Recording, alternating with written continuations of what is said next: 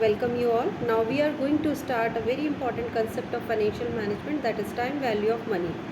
The time value of money, which is very very important concept of financial management, and without learning about this concept, I think the discussion of any of the topic of financial management will not complete. So this concept is very important.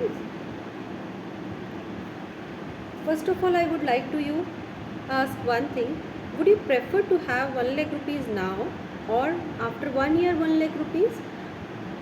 So you will select that 1 lakh rupees, you just want to take the 1 lakh rupees right now because of the various reasons, because of the preference of consumption, because of the inflation, and because of the risk associated. So there are three main important reasons why the people wants to have the money right now. The value of money received today is more than the value of same amount of money received after a certain period. That's why you have selected 1 lakh rupees today itself. Suppose company will give you offer that you will have suppose you have won a lottery, and company will say to you that you can receive 1 lakh rupees today, or after 1 year 1 lakh rupees. So you will take 1 lakh rupees today because the risk is associated with that. If the company will not give you the amount after 1 year, then what you can do? So there will be risk. That's why you just want to have the money today itself. Second, productivity of capital. Whenever you want to invest you want to have the money right now, you will just invest that money somewhere else and get the return on that. That's why your amount will be multiple. Third reason, inflation. Whenever you have the money today itself, you can fulfill your desires, you can fulfill your preferences. Preference of consumption is one of the reason, inflation is one of the reason. That's why the people want to have the money today itself. There are the two important techniques which are used to calculate the time value of money, because you have seen the value of money is not same today and after a certain time period. If there is a difference between the present value and the future value, so you will calculate you can use the two techniques to calculate the present value as well as the future value of your investment and this will helpful in formulation of the strategy, financial planning, either the personal financial planning or the corporate financial planning. The first technique is the compounding technique, and it is also known as the future technique.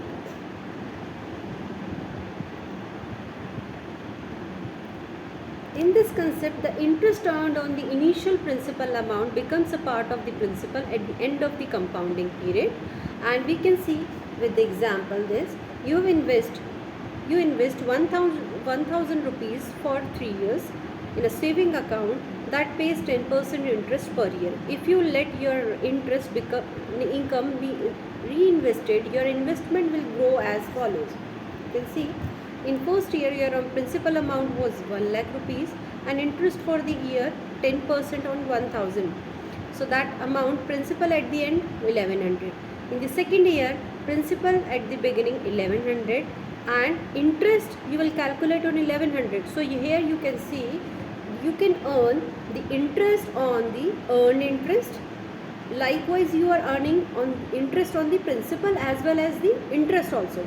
So this is the compounding technique that will increase your amount multiple times.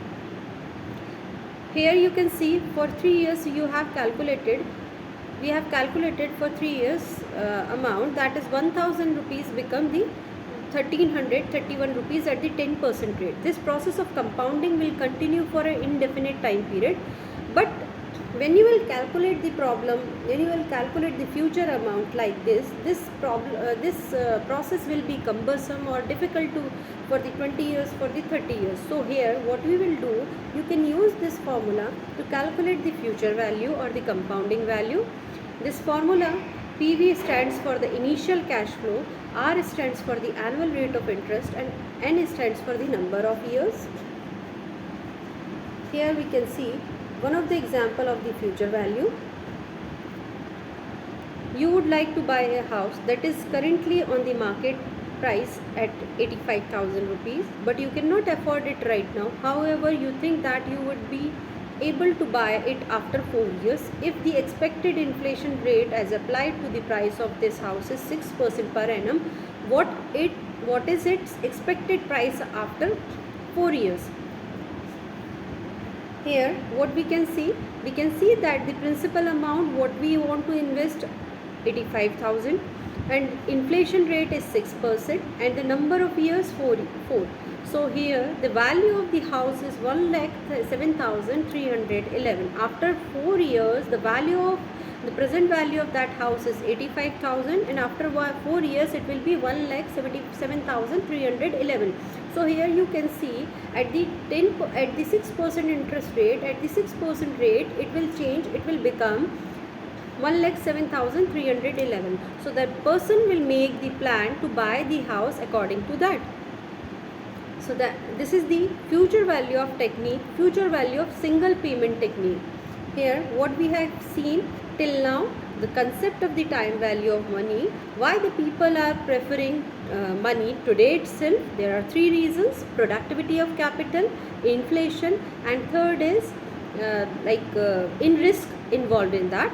And there are 2 techniques to calculate the value of money, time value of money. First is compounding and second is present value of technique. In first technique we have seen the future value formula and compounding technique. It is also known as the compounding technique, and this is the example of the compounding technique. In next, I will stop this video right now, and in next video we will discuss about the present value of single payment. Thank you so much.